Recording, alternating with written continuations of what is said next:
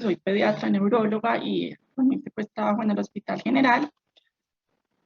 Vamos a hablar entonces de este tema como que es tan frecuente. Más o menos lo que vamos a tratar un poquito es la definición, algo de epidemiología, la clasificación, los factores de riesgo, hablar un poco de los diagnósticos diferenciales, luego hacer como un énfasis en el enfoque diagnóstico, en ayudas diagnósticas, luego unas generalidades del manejo, agudo y preventivo, y finalmente unas conclusiones. Pues para nadie es un secreto, todos los que hemos trabajado en algún momento en los servicios de urgencias, sabemos que las convulsiones febriles, las convulsiones son los principales motivos por los que un cuidador, una mamá o un papá puede llegar rápidamente al servicio de urgencias con su niño en brazos, y siendo las convulsiones febriles una de las principales causas, pues, o la principal causa de convulsión en niños, pues es un tema que debemos pues como manejar muy bien quienes trabajamos pues en el área de pediatría. Entonces, hablando un poquito de la definición, entonces la convulsión febril es una convulsión asociada a fiebre en ausencia de infección del sistema nervioso central, desbalance electrolítico agudo o historia de convulsión febril en niños desde los 6 hasta los 60 meses de edad. Creo que esta definición pues la sabemos como de memoria. De pronto aquí recordar unas cositas y hacer énfasis primero pues lo del rango de edad. Este rango de edad cambia de pronto según algunas asociaciones o algunos grupos. Para algunos es desde los 3 meses, incluso la ILAE en algún momento inicialmente pues lo puso desde 1 mes. Sin embargo, lo más aceptado, digamos, por mayoría de grupos es poner el límite desde 6 meses, desde los 6 meses hasta los 60 meses. Y tener en cuenta entonces que estamos hablando de un niño en este rango de edad que convulsiona en el contexto de fiebre y no está asociada a otra causa sintomática de fiebre, es decir, en ausencia de infección del sistema nervioso central, en algún trastorno hidroelectrolítico agudo, y también muy importante que no tenga historia de convulsión afebril. Si ese niño ya convulsionó en algún momento sin fiebre, pues ya no, el enfoque digamos que sería diferente. Yo tengo aquí activada mi cámara. Bueno, creo que sí. Hablando un poquito de la epidemiología, entonces, la incidencia de la convulsión febril en la población pediátrica, esta es la cifra en general, pues que se maneja en casi todas las literaturas, que es del 2 al 5%, teniendo en cuenta que esta es mayor en la población asiática, especialmente en japoneses y en las Islas Marianas, siendo un porcentaje aproximadamente del 8 al 10%. Saber que si bien tenemos el rango de edad que mencionamos ahora, la mayoría se presentan antes de los 3 años, o sea, es más o menos un porcentaje ya bajo, del 10 al 15% que puede ser después de los 3 años, y el pico incluso mayor es alrededor de los 18 o 24 meses, cuando vamos a tener estos episodios de convulsión febril. Hay un antecedente familiar muy importante, ¿cierto? Hasta 1/3 o un poco más pueden tener el antecedente familiar de convulsión febril. Y también hasta 1/3 pueden recurrir. Eso es muy importante tenerlo en cuenta porque son datos que nos van a servir en la historia clínica y también al momento de asesorar y tranquilizar a la familia, porque como vamos a ver, es uno de los puntos más importantes. Y también el porcentaje de probabilidad de desarrollo de epilepsia no es un porcentaje muy alto, pero tampoco es despreciable, ¿cierto? Y vamos a ver que hay unos factores que pueden, digamos, aumentar este riesgo. Pero pues la gran mayoría, pues el porcentaje más alto, más del 90%, van a tener un excelente pronóstico y sin desarrollo de epilepsia, ni patología, ni secuelas posteriores. Acá tenemos pues la clasificación también como muy conocida por todos. Las convulsiones febriles entonces se clasifican en simples y complejas. Esta clasificación sigue pues en pie, siendo afortunadamente pues el porcentaje más alto, las simples. Estas, para decir que una convulsión es simple, debe cumplir estas tres características. Una es que sea generalizada, otra la duración menor de 15 o de 10 minutos, también mencionan algunos grupos, y que no tenga recurrencia en 24 horas. Si cumple estos tres criterios, estamos hablando de una convulsión febril simple. Y el otro grupo es la convulsión febril compleja, que se clasifica compleja si cumple alguno de estos requisitos o criterios, que sea focalizada, ya sea la crisis o en el posictal, una duración mayor a 10 a 15 minutos y que haya una recurrencia en las siguientes 24 horas. Si cumple alguna de esas características, las clasificaríamos como compleja. Y hay otras dos definiciones que también pues, es importante tener en cuenta, que es el estado epiléptico febril. Pues por definición se ha dicho que el estado epiléptico febril es cuando esa crisis febril tiene una duración mayor de 30 minutos, sin embargo, pues estos 30 minutos también están como acorde a lo que había anteriormente de clasificación de estatus febril. Recordemos que hace tiempo hubo una redefinición de estatus epiléptico, con unas definiciones como operativas, en el cual se habla de un tiempo 1 y un tiempo 2, hablando de un tiempo 1 desde luego de 5 minutos. En general, la mayoría de convulsiones van a tener una duración menor de 5 minutos, o sea, una duración que esté prolongándose más de 5 minutos, pues ya tenemos que ir pensando que probablemente estamos en un proceso, pues ya como hablando de un estatus. Y la otra definición es un concepto que todavía no está muy establecido, no está como el término no está aceptado, digamos, pues, por diferentes grupos y consensos, que es la convulsión febril simple plus. Pero ¿de qué se trata esto? Esto salió a partir pues como de un estudio que se hizo hace unos años en un hospital en Estados Unidos, en el cual se dieron cuenta que las convulsiones febriles complejas, que el criterio de complejidad es la recurrencia en 24 horas, tienen, digamos, un pronóstico y y un significado, digamos, similar a las convulsiones febriles simples, ¿cierto? Entonces, en vista de eso, se ha propuesto que se pueden enfocar como una convulsión febril simple plus, ¿cierto? Y eso lo vemos también, eso, si bien no está, digamos, tan establecido el término, sí vamos a ver que cuando se dan las recomendaciones de convulsiones febriles complejas, casi siempre se especifica, o sea, o son más importantes cuando vamos a hablar de algún tipo de ayuda diagnóstica, las complejas que son dadas por focalización o por la duración. O sea, las que tienen una recurrencia en 24 horas, especialmente si son, por ejemplo, solamente pues una recurrencia adicional, es decir, 2 crisis en 24 horas, pues podríamos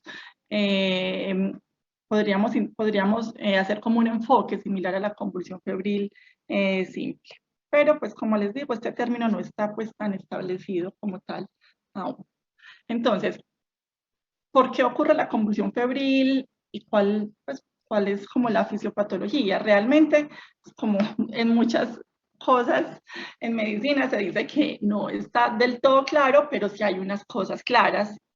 Y hay unas cosas claras, es que ese cerebro infantil, ese cerebro de ese niño, tiene una susceptibilidad mayor a convulsiones. Ese cerebro, pues aún como en maduración, y que todavía esos neurotransmisores no están, y esos canales todavía, digamos, que trabajan de una manera diferente, van a hacer que ante incrementos de la temperatura, y especialmente temperaturas altas, y la liberación de citoquinas que se producen en los diferentes microorganismos, van a desatar, digamos, la cascada que nos va a producir las convulsiones, usualmente en cerebros que tienen alguna predisposición genética.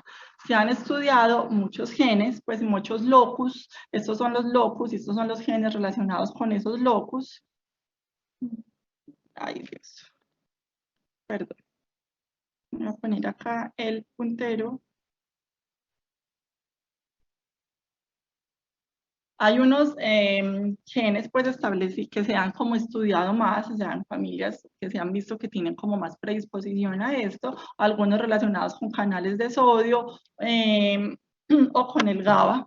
Y pues que tienen estas personas tienen mayor predisposición, o sea, ese cerebro, digamos, o esa persona que tiene la predisposición genética, tiene este predisponente o este factor ambiental, esa infección, que va a ser pues esa liberación de citoquinas y generar pues como toda la cascada que nos produce las convulsiones, y actuar pues sobre especialmente estos canales glutamatérgicos.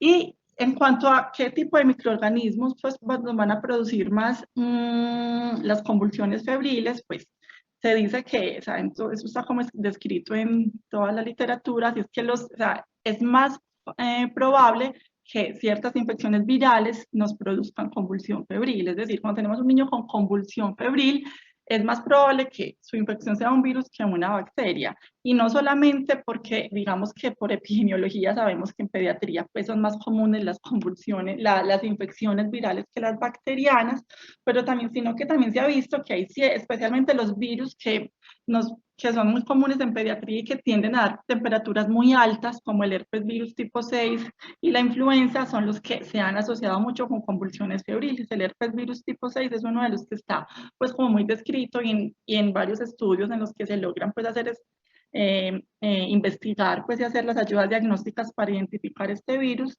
se ha visto esto. Pero también hay otros factores que se han relacionado, como la exposición inútero al cigarrillo, eso se ha mencionado pues mucho más que al alcohol. Después de ciertas vacunas sabemos también que es más factible desarrollar convulsión febril, por ejemplo después de la DPT o de la triple viral, los niños prematuros o cuando hay alteraciones previas del neurodesarrollo. La ferropenia también se ha descrito pues en algunos estudios que puede ser un factor de riesgo. Ahora, esos son los factores de riesgo para tener alguna convulsión febril en la vida, ¿cierto? Pero ¿cuáles son los factores de riesgo de recurrencia? Y esto es muy importante porque cuando nos llega un niño con una primera convulsión febril al servicio de urgencias o pues, donde estemos trabajando, esto es muy importante saberlo para poder decirle a la familia cuál es la probabilidad de que esta convulsión febril recurra.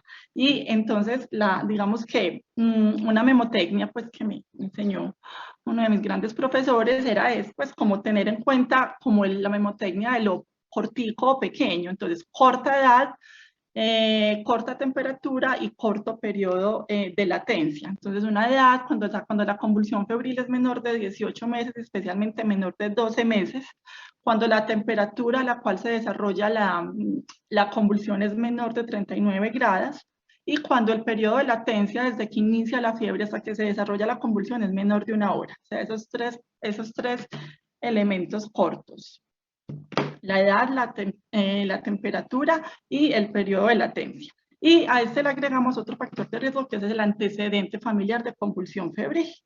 Entonces, se dice que cuando tenemos, que si no hay ningún factor de riesgo, ninguno de esos factores de riesgo, es decir, el niño tuvo su primera convulsión febril a los 2 años, con una temperatura de 39,5, a las 6 horas de la fiebre, no hay antecedente familiar de convulsión febril, el riesgo de que recurra es de más o menos del 4 al 15%. Si hay 2 factores de riesgo, el del 30%, si hay 3 factores de riesgo, aproximadamente del 60%, pero con todos los factores de riesgo, miren que es bastante alto. O sea, la probabilidad de recurrencia va a ser bastante alto y esto es muy importante tenerlo en cuenta. Estas cifras, pues estos porcentajes se han sacado de estudios que se han hecho desde hace varios años, pero se han repetido pues y se han confirmado como en el tiempo que son factores de riesgo claros para la recurrencia de la convulsión febril. Ahora, ¿qué diagnósticos diferenciales tenemos para una convulsión febril? Realmente pues son muchos y la semiología pues como siempre decimos un excelente interrogatorio y un muy buen examen físico nos va a ayudar como digamos a hacer la diferencia. Entonces pues una son el grupo que llamaríamos de trastornos paroxísticos no epilépticos. Ahí tendríamos los simples temblores o escalofríos que diría uno que no es tan fácil de confundir, pero puede que sí, ¿cierto? De pronto una clave, cuando veamos movimientos tipos temblores, pero que sean en ambos hemicuerpos, o sea, que sean todo el cuerpo y el paciente esté con el estado de conciencia conservado, pues realmente muy poco probable que estemos ante una convulsión, ¿cierto? Una crisis generalizada nos va a dar una alteración del estado de conciencia. Y también, pues sí, ese movimiento cede al tener, pues digamos, al detener como suavemente la mano, pues sabemos que es una real convulsión, pues no va a haber detención si hacemos pues si sujetamos pues la extremidad. Y el otro trastorno no epiléptico es el síncope febril, y el delirio febril. El síncope febril pues es como ese síncope anóxico que ocurre pues como por esa temperatura alta, de pronto más asociado con sintomatología vagal y una recuperación pues más rápida de su estado general, o el delirio febril pues ya con alguna sintomatología de pronto de alucinaciones o algo corto pues de este sentido en el contexto de la fiebre alta. Y ya pasando, eso en cuanto a los trastornos no epilépticos, eso, pero también es supremamente importante diferenciarlos de otras causas sintomáticas de convulsión, ¿cierto? O sea, porque la convulsión febril, recordemos que las convulsiones pueden tener lo que llamamos causas sintomáticas y no sintomáticas. Otras causas sintomáticas, la que más nos da susto en contexto de fiebre claramente va a ser la neuroinfección, que por esto de pronto es porque a veces, por el motivo porque a veces se puede abusar de algunas ayudas diagnósticas. Se han hecho bastantes estudios respecto al rendimiento de punción lumbar en estos niños, ahorita vamos a hablar un poquitico más de esto, pero acá recordar algo, un niño con neuroinfección usualmente, y que tenga una convulsión y fiebre, usualmente va a tener algo más, es decir, lo más común en una convulsión febril es que el niño convulsione, tenga un posictal corto, pero aproximadamente a los 20 o 30 minutos, si no se le puso pues medicación previa, va a tener una recuperación completa. En cambio, el niño con neuroinfección usualmente va a tener algo más al examen, va a tener un posictal prolongado, alteración del estado de conciencia, signos de hipertensión endocraniana, va a estar de mal aspecto, va a tener otras cosas. Es muy raro un niño con una neuroinfección que exclusivamente con lo que debute sea una convulsión febril, pero su estado clínico en general sea perfecto. No es lo común. Y otro diagnóstico diferencial que sí tenemos que tener pues como muy presente es que sea un debut de epilepsia. Si bien uno diría, pues esto es más del neuropediatra, pues realmente sí y no, ¿cierto? O sea, claro que a nosotros también se nos pueden pasar o pueden debutar, porque un niño que tenga algún tipo de estos epilepsias pueden debutar con una convulsión febril, pero cuando de pronto nos deben llamar la atención de que es más probable que esa convulsión asociada a fiebre sea el debut de alguna epilepsia. Pues ahorita vamos a ver unos factores de riesgo, pero por ejemplo, para el síndrome de Dravet, que es algo característico acá. Primero son niños que empiezan a convulsionar con fiebre muy tempranamente. Ese niño que a los 6, 7 meses empezó con crisis febriles y usualmente focales clónicas, por ejemplo. O sea, el niño que empezó a los 6, 7 meses con su primera convulsión febril, focal, listo, al mes vuelve con lo mismo, a los 2, 3 meses otra vez, llega al año y puede que en ese momento el neurodesarrollo no se haya afectado y lo más común es que después del año empiecen a tener un retroceso del neurodesarrollo y crisis también con mioclonías. Entonces, ojo con ese niño que empieza con crisis febriles recurrentes desde muy temprana edad o que se asocia a compromiso o a retroceso del neurodesarrollo. Recordar que para nosotros pues el retroceso del neurodesarrollo siempre va a ser una bandera roja bastante importante, o que se asocia a otro tipo de crisis o a crisis afebriles, claramente, ¿cierto? Ese niño que ya tuvo una crisis febril, pero se asocia a una crisis afebril, pues ya el enfoque también va a ser diferente. Y otro diagnóstico diferencial, este tipo de epilepsia que se llama la epilepsia generalizada con crisis febriles plus, que es un tipo de epilepsia con un componente familiar muy importante, entonces es ahí donde uno ve, entonces la mamá tuvo antecedente de convulsiones febriles, pero que se extendieron también más allá, que convulsionó con fiebre también hasta los 7, 8, 9 años, o el niño que convulsiona con fiebre, pero también se le extienden más allá de la edad, o también en la familia gente con epilepsias, con crisis afebriles o con diagnóstico de epilepsia, o lo más común es que sean generalizadas, pero pueden ser de otro tipo. Entonces, básicamente sería ese niño con crisis febriles, con un componente familiar de pronto muy importante, o en el que se nos va como saliendo de la edad, podría ser una opción, una de las opciones pues diagnósticas, este tipo de epilepsia. Y el FIRES o el FAIRES que es un diagnóstico, pues como un término que se usa, pues que se usa, que se describió en los últimos años, en el cual es un estatus febril súper refractario, devastador, pues, o catastrófico es la palabra que se usa. O sea, es el niño que puede que tenga fiebre en el momento, pero puede que realmente haya tenido fiebre entre las 2 semanas y 24 horas antes, empieza a convulsionar y no le para nada. O sea, empieza con un estatus epiléptico súper refractario, y con pues ya requiere pues unos manejos bastante especializados, y estos niños ya tienen un pronóstico, digamos, menos alentador, pero afortunadamente pues es muy raro.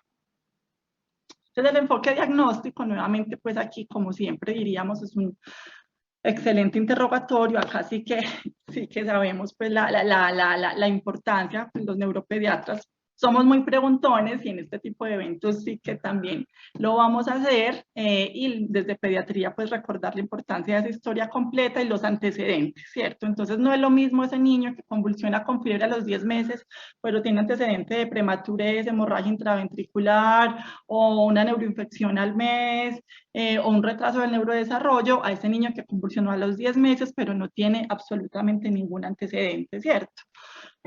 Los antecedentes familiares supremamente importantes, tanto de convulsión febril, especialmente en el primer grado de consanguinidad, o de epilepsia, antecedente del neurodesarrollo, crisis previas, verificar que ese niño de verdad no haya tenido crisis sin fiebre antes, recordar pues que que hay muchos tipos de crisis y no solo la tónico-clónica generalizada. A veces puede pasar que el niño haya tenido otro tipo de crisis, no motoras o motoras, digamos, más sutiles, más focales, que los papás no se hayan dado cuenta. Entonces es bueno de pronto interrogar esta parte, y un examen físico pues muy bueno, muy completo. Pues en el momento agudo, claramente pues siempre va a ser muy importante hacer el triángulo de evaluación pediátrica: apariencia, respiración, circulación. Nuevamente, como les decía, el niño con convulsión febril va a tener alguna posictal, pero rápidamente va a recuperar su estado de conciencia y va a estar en muy buen estado general. A no ser que siga con fiebre, pero al bajarle la fiebre, pues también digamos que va a estar bien, no tiene que tener apariencia tóxica, ¿cierto? No tiene por qué estar con una prolongada alteración del estado de conciencia, no tiene por qué tener signos meníngeos ni otras lesiones que nos sugieran una neuroinfección como una meningococcemia, por ejemplo. Y también, pues ya superando el momento agudo, pues el niño llegó convulsionando, tomarnos el tiempo igual de identificar que no haya otras cosas en ese niño que nos sugieran que no es una convulsión febril, sino una convulsión asociada a fiebre. Es decir, que de pronto sería en el debut de una epilepsia o de algo más. Entonces, recordar pues la importancia de buscar los estigmas neurocutáneos, de medir el perímetro cefálico o mirar si hay alteraciones en otros órganos. Nuevamente, no es lo mismo un niño convulsión febril a los 10 meses que tenga un perímetro cefálico en menos 3 desviaciones estándar, ¿cierto? Al niño que tenga un examen físico neurológico normal. Como les decía, un paciente con convulsión febril simple y buen estado, sin anormalidades en el examen neurológico, entonces no se requieren estudios adicionales, y la evaluación diagnóstica debe dirigirse a buscar el foco de la fiebre en caso de que este no sea claro. Lo pongo acá como en negrilla, ¿cierto? Convulsión simple y buen estado, sin anormalidades en el examen neurológico. Grandemente, ¿qué podríamos decir? Entonces, esa convulsión febril es simple, usualmente ese paciente no va a necesitar estudios adicionales, a no ser que sean los que impliquen el estudio de la fiebre si esta no es clara, ¿cierto? O sea, ya nos guiaríamos como por el protocolo del estudio de fiebre sin foco, ¿cierto? Pero si es una convulsión febril compleja, especialmente que esa complejidad esté dada por una duración prolongada o por focalización, ya sí lo tenemos que analizar de manera más individualizada, digamos. Tenemos que hacer un análisis, digamos, mayor y mirar. ¿Por qué razón? Porque estos niños van a tener más riesgo de patología subyacente y mayor asociación con crisis posteriores a febriles y con epilepsia. En este orden de ideas, puede que en estos pacientes lo que recomiendan pues las guías usualmente sí es electroencefalograma y neuroimagen, que ya vamos a ver un poquito más específico. Entonces es muy importante esto, no hay estudios de rutina para todos los pacientes con convulsión febril, eso es muy importante tenerlo en cuenta, porque pues a veces un paciente nos llega con alguna patología y tenemos el combo para eso, entonces el combo para la fiebre, el combo para el dolor abdominal, no existe combo para convulsión febril, ¿cierto? Ni siquiera el combo de hemograma, glicemia, iones, no tiene indicación, por ejemplo, en ionograma en un niño con convulsión febril se recuperó rápidamente su estado de conciencia, ¿cierto? A no ser que sea un niño que se vea deshidratado, que tuviera una diarrea de alto gasto, que tuviera un síndrome emético o que tuviera pues algo más al examen físico. Entonces, en una convulsión febril simple, solamente mirar si no hay un foco claro pues, de la fiebre después de un buen examen físico, definir si requiere estudios y si no, pues no requeriría más. Y en la compleja, pues ya lo que dije, pero vamos a mirar entonces un poquito más de las 3 ayudas diagnósticas grandes. Entonces, la punción lumbar, ¿a quién? Entonces, pues esto tampoco ha cambiado como mucho, digamos, en los últimos años. Anteriormente, de pronto se era más invasivo, se tendía a hacer pues muchas más funciones lumbares, pero en este momento con los planes de vacunación tan extendidos que tenemos pues en la mayoría de países, digamos que las tasas de neuroinfección, de meningitis, digamos que han bajado por estos germes, especialmente pues estas neuroinfecciones meningitis bacterianas, por neumococo, hemófilus, influenza. Entonces, seguimos, digamos, guiándonos en general por las recomendaciones de la Academia Americana de Pediatría, pero es como acorde a lo que nos sugieren otros grupos. Primero, pues a quién, en que algo de la historia clínica de examen físico nos sugiera neuroinfección, sin duda, ¿cierto? Pues no queda, eso pues no es como nada raro. Entonces el niño nuevamente que luce, tiene mal aspecto, que persiste con somnolencia, que tiene signos meningeos, recordando pues también la premisa de que en ese lactantico es más difícil que existan signos meningeos, pero si existe una rigidez espinal, por ejemplo, que sí se puede ver, o si hay unos signos meningeos en el niño no lactante, pues siempre va a ser obviamente requisito para una punción lumbar o algo de la historia o el examen físico. Y aparte de estos, en quienes se recomienda, aunque con un nivel de evidencia más bajo. Entonces, los niños de 6 a 12 meses con un esquema incompleto de vacunación, es decir, que tengan menos de 2 dosis de las vacunas, en este caso como la DPT, o cuando hay un uso reciente de antibióticos, porque eso nos va a disminuir la DPT o neumococo. Y el uso reciente de antibióticos también, porque pues nos puede, digamos, se dice, enmascarar en algún caso, en algún momento. Sin embargo, la evidencia, como les decía, pues el nivel de evidencia no es muy bueno, pero lo debemos tener en cuenta y considerarlo, ¿cierto? O sea, que no se nos vayan a pasar un niño con neuroinfección, recordar que en este rango de edad, en ese lactantico menor, pues los signos de neuroinfección van a ser menos confiables, por esa razón en ellos, y más si es la primera convulsión febril, se tiende más de pronto a hacerles esta. Y en estatus febril, en este también, pues si no queda duda, especialmente si es el debut de esa convulsión febril. Si su primer episodio de convulsión febril fue como un estatus febril, también se recomienda. El porcentaje de neuroinfección no es muy alto, pero sí es mayor que en el niño con una crisis febril, digamos, no prolongada. Ahora, entre crisis febril simple y compleja, ¿hay alguna diferencia de neuroinfección? Eso tampoco está tan claro. Unos dicen que sí, otros que no. En general se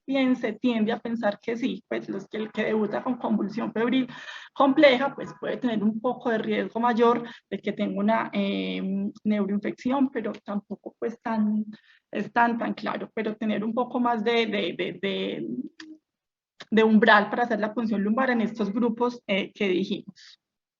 Neuroimagen, ¿a quién entonces?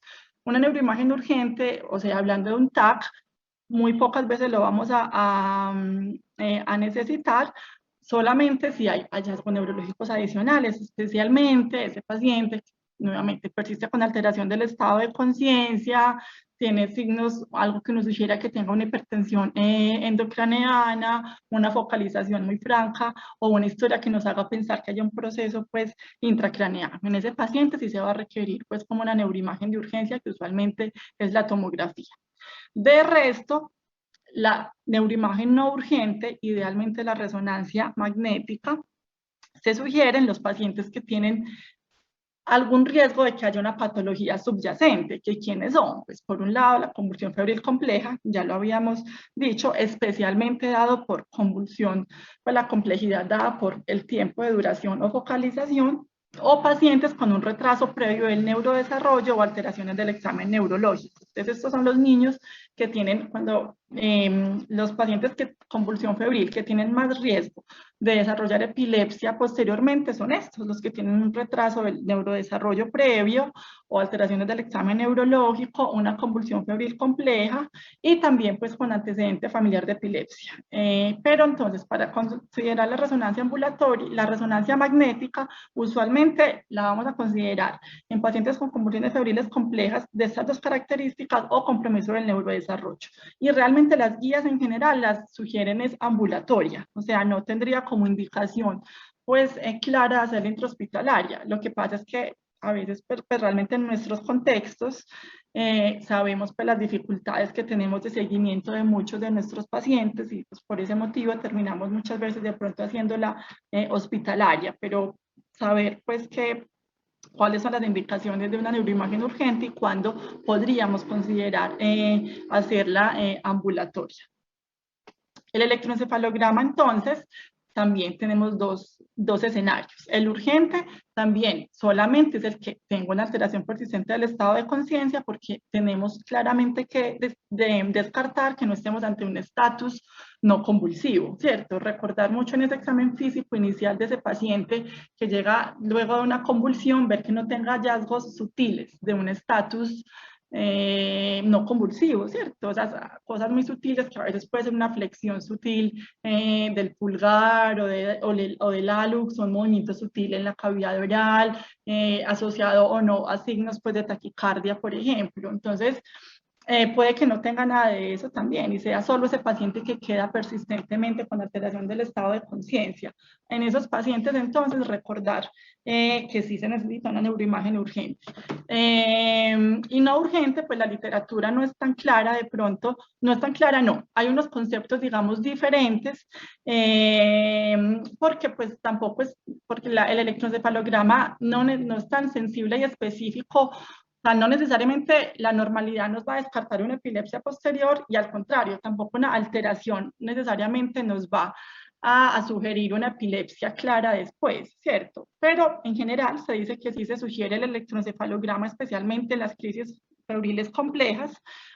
Tampoco es tan claro si es mejor temprano o tardío, ¿cierto? Algunos dicen que las alteraciones tempranas pueden ser muy relacionadas a la convulsión, pero no nos hablan tanto de pronóstico posterior, pero digamos que podríamos hacer el electroencefalograma intrahospitalario si es posible y si no, podría hacerse ambulatorio. Las alteraciones son frecuentes, pero no siempre se van a, pues con mucha frecuencia no nos van a tener una relación tan clara con epilepsia. ¿Cuáles son de pronto alteraciones que se han sugerido más? Las descargas frontales y la persistencia de anormalidades en el tiempo. O sea, son los que de pronto más riesgo de alguna convulsión febril posteriormente. Entonces, el electroencefalograma en general más en las convulsiones febriles complejas, especialmente prolongadas o focalizadas, y bueno, y claramente los que tengamos otros factores de riesgo para desarrollo pues de epilepsia, como habíamos mencionado anteriormente, como un compromiso del neurodesarrollo. El manejo agudo, entonces, no me voy a extender, es lo mismo que en las crisis afebriles y el estatus epiléptico afebril. El manejo usualmente es en las que son mayores de 5 minutos, con oxígeno, el acceso venoso, glucometría, pues digamos que podría estar indicada más porque es algo muy fácil de hacer y se está prolongando la crisis, si llega el niño en el posictal y ya está despertando, pues no tiene tanta indicación, y ya las que se van prolongando, hacer el manejo como lo hacemos con las crisis febriles, una benzodiazepina, y en caso ya pues que estemos manejando el estatus, algún anticonvulsivante. Solo dos cositas de medicación que acá no vamos a hablar mucho, recordar que el midazolam tiene muchas formas pues, de administración. En el momento, si no tenemos acceso venoso, claramente los estudios muestran la posibilidad de ponerlo intramuscular o presentaciones nasales orales que también podemos pues como usar, o si no tenemos esas otras presentaciones, hasta la ampolla pues acá en nuestro país la podríamos como usar, o el diazepam venoso o rectal. Y hablando de ya anticonvulsivantes en el manejo agudo del estatus febril, nuevamente no voy a prolongar acá, recordar que todos tienen sus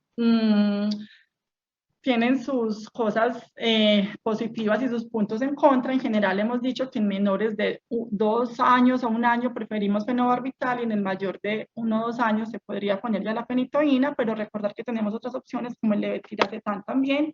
La fenitoína, mencionó una cosa importante, a muchos de pronto le tenemos más respeto a la fenitoína y tenerlo presente en pacientes, tiene algunas contraindicaciones, no por la parte pues cardíaca, niños con antecedentes de enfermedad cardíaca, por ejemplo, o ya de enfermedad o de convulsiones febriles recurrentes. ¿Por qué razón? Porque si hay algún riesgo de una canalopatía SCN1A, un síndrome de Dravet, este tipo de anticonvulsivantes pueden empeorar esas convulsiones. Entonces, tener como cuidado con este medicamento en ese contexto. Y en manejo preventivo, entonces, en general no es necesario, por el buen pronóstico que tienen en general las convulsiones febriles, pero podría considerarse en algunos casos crisis febriles muy frecuentes o con predictores importantes de crisis prolongado de estatus febril. Recordar que el paciente que debuta con un estatus febril tiene más riesgo de que si vuelve a convulsionar con fiebre, esta sea de tipo estatus febril, ¿cierto?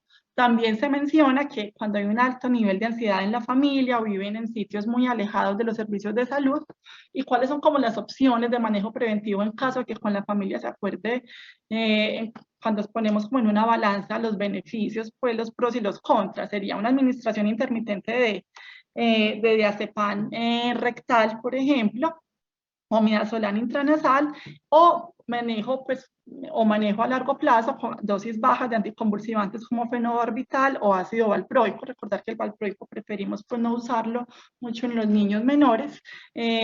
Nosotros por disponibilidad, cuando hacemos manejo preventivo, por disponibilidad pues en nuestro medio, usamos más los anticonvulsivantes. Acá solo les comparto un estudio que salió en el 2018, donde se mencionó, cogieron 2 grupos de niños con crisis febriles, y a uno les dieron, después de la primera crisis febril, les dieron acetaminofén rectal cada 6 horas por 24 horas, si persistía la fiebre, y al otro grupo no se lo dieron, ¿cierto? Solamente si presentaba fiebre. Perdón, no le administraron pues por horario.